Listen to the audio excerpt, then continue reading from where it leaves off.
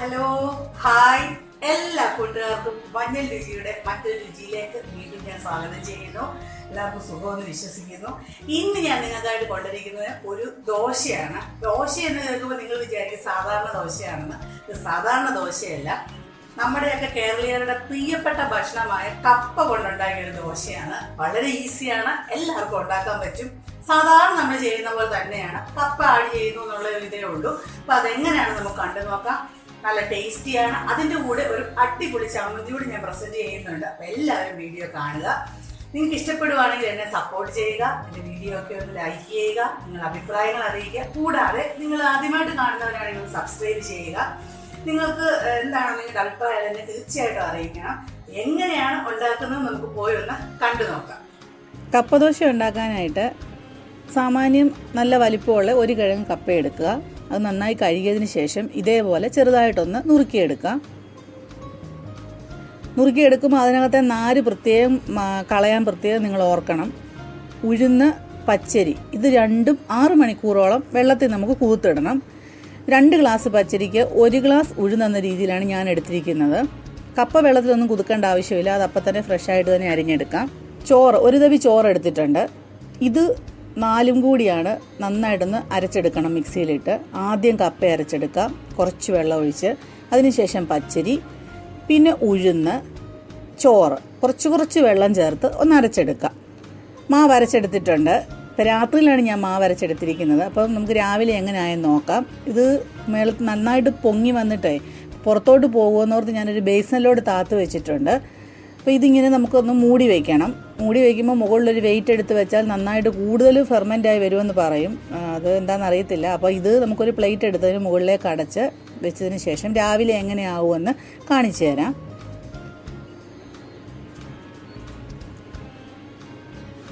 ഇപ്പം രാവിലെ ആയിട്ടുണ്ട്, കണ്ടോ, നന്നായിട്ട് പുളിച്ച് പൊങ്ങി വന്നിട്ടുണ്ട്. നമ്മൾ സാധാരണ അരി അരച്ച് വെക്കുന്ന പോലെ തന്നെ വന്നിട്ടുണ്ട്. ഇനി ഇതിലേക്ക് കുറച്ച് ഐറ്റംസൊക്കെ ഒന്ന് ആഡ് ചെയ്ത് കൊടുക്കണം.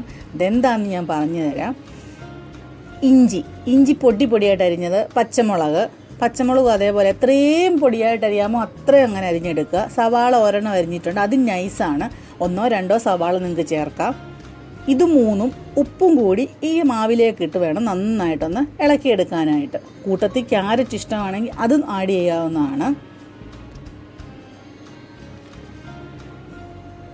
അപ്പോൾ ഇതെല്ലാം കൂടി ഞാൻ ഇട്ടിട്ടുണ്ട്. ഇനി നന്നായിട്ടൊന്ന് ഇളക്കാം. നമുക്ക് ഉപ്പ് അവരവരുടെ ടേസ്റ്റ് അനുസരിച്ച് ചേർത്ത് കൊടുക്കണം.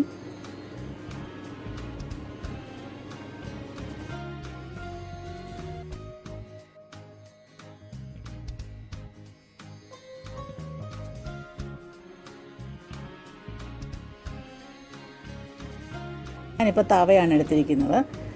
അപ്പം നന്നായിട്ടൊന്ന് പരത്തുക. അതിനുശേഷം നെയ്യ് അതിന് മുകളിലേക്കും 4 സൈഡിലുമൊക്കെ ഒന്ന് ഒഴിച്ചു കൊടുക്കും. ഇത് ഓപ്ഷണലാണ്, കൊച്ചുകുട്ടികൾക്ക് ടേസ്റ്റാണ്. ഇതല്ലാന്നുണ്ടെങ്കിൽ വെളിച്ചെണ്ണ വേണമെങ്കിലും ചേർത്ത് കൊടുക്കാം. ഈ നെയ്യ് ഒഴിച്ചതിന് ശേഷം നമ്മൾ തിരിച്ചിടുന്ന ആ തവി കൊണ്ട് തന്നെ അതിൻ്റെ മുകളിൽ നന്നായിട്ട് ഇതേപോലെ ഒന്ന് തൂത്ത് കൊടുക്കണം.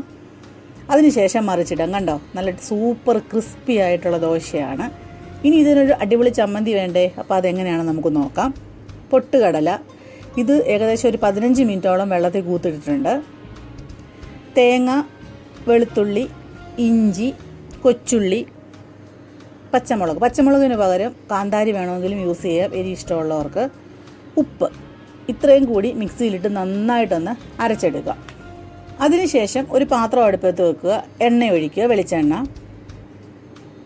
വെളിച്ചെണ്ണ ചൂടാകുമ്പോൾ കടുക് ഇട്ട് കൊടുക്കാം. കടുക് ഒന്ന് പൊട്ടിക്കഴിയുമ്പോൾ, ഏകദേശം ഒന്ന് പൊട്ടിക്കഴിയുമ്പോൾ അതിലേക്ക് വറ്റൽമുളകും കറിവേപ്പിലയും കൂടി ഇട്ട് കൊടുക്കാം. നമുക്ക് കറിവേപ്പിലയും വറ്റൽമുളകും ഒക്കെ എണ്ണയിൽ കിടന്നൊന്ന് മൂക്കുന്നൊരു സ്മെല്ല് നമുക്ക് കിട്ടുന്ന സമയത്ത് അരച്ച് വെച്ചിരിക്കുന്ന ചമ്മന്തിയുടെ കൂട്ട് അതിലേക്ക് നമുക്ക് ഒഴിച്ചു കൊടുക്കാം. ഒഴിച്ചു കൊടുത്തതിന് ശേഷം ആ ജാറ് കഴുകി സ്വല്പം വെള്ളം ഒഴിച്ചാൽ മതി. അതല്ല നല്ല ലൂസ് ഗ്രേവി വേണമെന്നുണ്ടെങ്കിൽ നന്നായിട്ട് വെള്ളം ആഡ് ചെയ്ത് കൊടുക്കുക. എനിക്ക് തിക്ക് ഗ്രേവി ആയതുകൊണ്ട് കുറച്ച് വെള്ളം ആഡ് ചെയ്ത് കൊടുക്കുക. ഉപ്പ് നോക്കണം, ഈ സമയം കുറവാണെങ്കിൽ ചേർത്ത് കൊടുക്കണം. വെള്ളമൊക്കെ ഒഴിച്ചതിന് ശേഷം നന്നായിട്ടൊന്ന് ഇളക്കുക. ഒരുപാട് കിടന്ന് തിളക്കണ്ടായി ചമ്മന്തി. ഒന്ന് ഇളക്കി എല്ലാം കൂടി ഒന്ന് ചേർന്ന് കഴിയുന്ന സമയത്ത് നമുക്കിത് ഓഫ് ചെയ്ത് വെക്കാം. അങ്ങനെ കപ്പ ദോശയും നല്ല അടിപൊളി ടേസ്റ്റുള്ളൊരു ചമ്മന്തി ഇവിടെ റെഡിയായി കഴിഞ്ഞിരിക്കുകയാണ്. എല്ലാവരും ട്രൈ ചെയ്ത് നോക്കണം. നിങ്ങളുടെ അഭിപ്രായങ്ങളൊക്കെ എന്നെ അറിയിക്കണം. ഇന്ന് ദീപാവലിയാണ്. എല്ലാവർക്കും എൻ്റെ ദീപാവലി ആശംസകൾ അറിയിക്കുന്നു. ഇതേ കണ്ടോ, നല്ല മുരിഞ്ഞ കപ്പ ദോശയും കട്ടി ചമ്മന്തിയും. നിങ്ങളൊക്കെ നോക്കുക, എങ്ങനെയാണെന്ന് ട്രൈ ചെയ്യുക. അടുത്ത നല്ലൊരു വീഡിയോയുമായിട്ട് ഞാൻ നിങ്ങളുടെ മുന്നിൽ എത്തുന്നവരേക്കും താങ്ക് യു.